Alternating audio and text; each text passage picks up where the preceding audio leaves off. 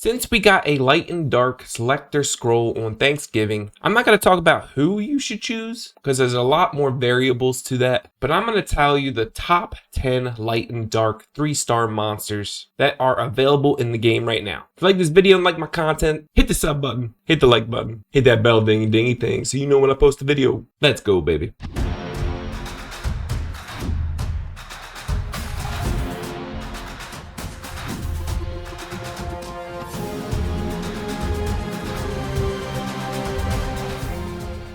Alright, it's super early in the morning, but I wanted to get this video in, so my voice is kind of groggy. But let's just get straight into it. Number 10, Light Elemental Priz. Now Priz is number 10, he's more of a PvE monster. But since we get Light Amazon for free, Light Amazon trumps Priz 100%. But what's cool about Priz, his passive decreases damage taken from fire, water, and wind units. His third skill applies a bleed if he gets a critical hit. His second skill is based off the target's max HP like Light Amazon. So a notable spot at number 10. Number 9 is Dark Gore, aka Blackback. He is a warrior focused on defense. He does more damage than defense that he has. If the enemy has defense, he can remove it and give himself defense. He's very situational, but I put him at number 9 because it's a unique thing to have, and all of his damage comes from defense or HP. Number 8 is his brother at arms, like Gore, aka Silverback. I put Silverback at number 8 above his brother Blackback for one main reason, and that's because Silverback, he kind of does the same thing. He's a very tank-based monster, does damage the more HP that he has. I think crowd control is really important, and he does have a stun. He also reduces his own cooldown on his second skill, which this second skill removes attack up, and when he does that, he gets invincibility. I feel like Silverback is better than Blackback because a lot more enemies is going to have attack up instead of a defense up, in my opinion. Number 7, the Dark Yeti, Kume. Kume is a self-sustainable assassin. He applies reflect damage and skill acceleration to himself, which is nice because his second skill does damage and recovers HP based on the damage he does. He's more of a PvP unit in my opinion to get to the back line if the enemy doesn't have a provoke. You can let him do his thing, he'll heal himself, if anybody attacks him he'll reflect damage. Number 6 and 5 were a little tricky. I kept flipping them, flopping them back and forth. Technically to me they're about the same. But number 6, I'm going to put Light Serpent. Light Serpent I have built myself. More of a utility monster, a good front line, and is the only 3-star that can remove beneficial effects. And I don't mean like the gimmicky like, oh, if they have attack up, you can remove it. If they have a defense buff up, they can remove defense buff only. Light Blast will remove a beneficial effect, any beneficial effect. The only 3-star of all elements that can do that. Whenever an enemy attacks him, he has a chance to apply a defense buff to himself. He also has an AoE stun, and his damage is based off of defense. Okay, number 5, Light Golem, aka Grogu. Grogu is probably one of the top 3 tanks for 3-star units. His passive allows him to be very sustainable as a tank. Damage taken at once does not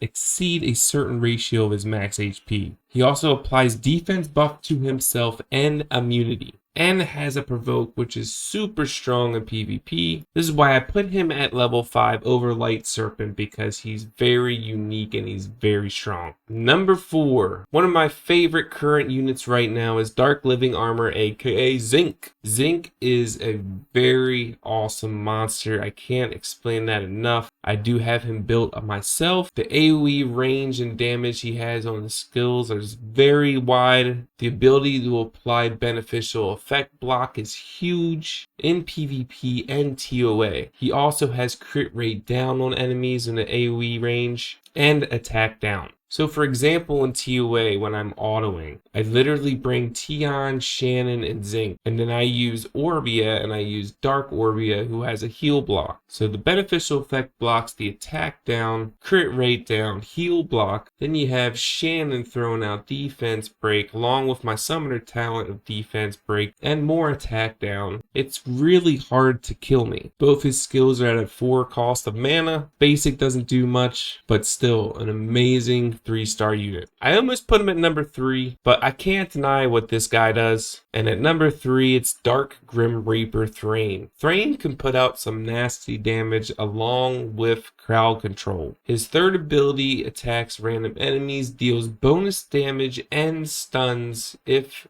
the enemy has a dot. So that's any damage over time. So depending on your team comp, you can build around that and have stuns and bonus damage for days. His second ability is an AoE poison as well, so he himself can apply dots. So he's still self-efficient, but he can really put out some, if you're looking for a 3-star damage dealer, because 3 stars are a lot easier to build than 5-star units, plus the 5-star support units are just really good. 3-star damage dealers are just easily attainable, and this is definitely one of them. Easy to skill up, and you gotta say he looks cool.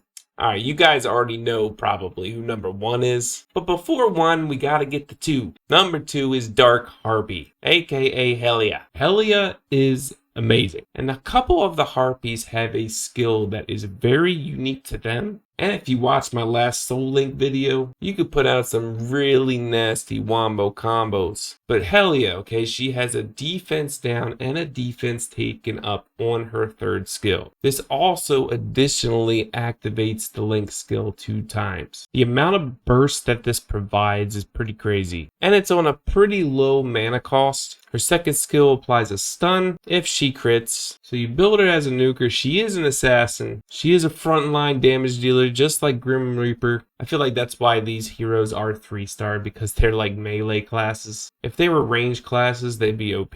But she's definitely worth a build. And number 1's coming up right now, but you probably already know. This whole top 10 list, there's a lot of notable monsters, light and dark, that could have made the list. Maybe. This is obviously my list alone, but I feel like it's a pretty good list. Number 1 is Light Garuda, aka Tian. Has an AoE heal that's based off of the allies' max HP, and it's a pretty high percentage. It's like 37 or 40%, something like that. Also can revive a ally if they are dead. If there's no one to revive, the cooldown of this skill is decreased. Second skill is like Kona's, decreases the skill cooldown of all team members, doesn't include himself, and it doesn't include anyone else that can decrease a skill cooldown. He's a very good frontline tank. He's a knight, so he goes in and charges in. So build him tanky. By far the best 3-star light and dark monster currently in the game. And that's it for today's video. Just want to get this video out there so that you can choose your selector summon. I already have Tian level 70 built, but I am also going to get another Tian. That is so I can awaken him to the next level, because once you start getting higher awakening levels, you need dupes. But maybe I'll do Zinc. Maybe I'll get Dark Harpy to finish off my dark monsters for Spires. What am I gonna do? At least hopefully this list will help you. If you like the video, sub,